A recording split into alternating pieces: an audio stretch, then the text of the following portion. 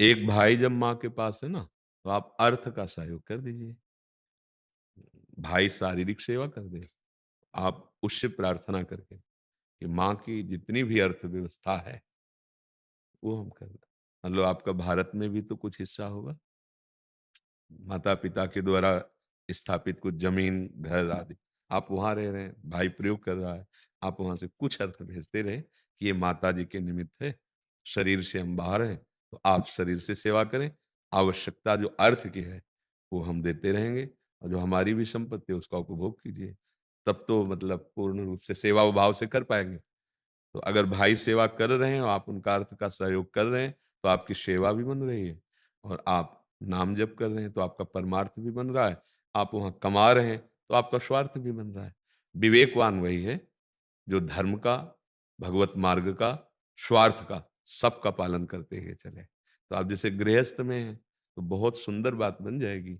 जो आवश्यकता माँ के लिए है, प्रति महीने उचित वो भेंट देते रहिए कि हम नौकर हैं, नौकरी करते हैं, तो जैसे परिवार का पोषण करते हैं, ऐसे माँ माता-पिता भगवत स्वरूप हैं।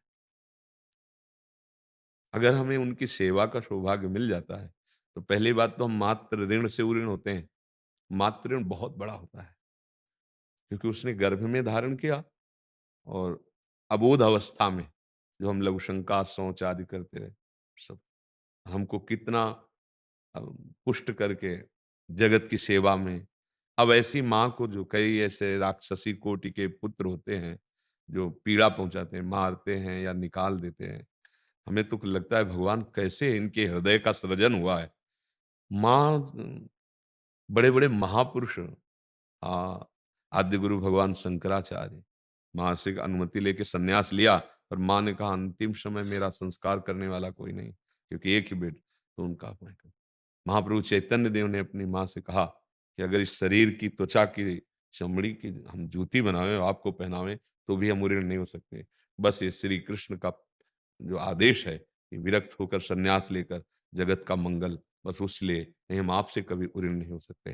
तो माँ के लिए बड़े-बड़े माँ और पिता भगवान का स्वरूप, अम्बा और भगवान शिव का स्वरूप माना गया है।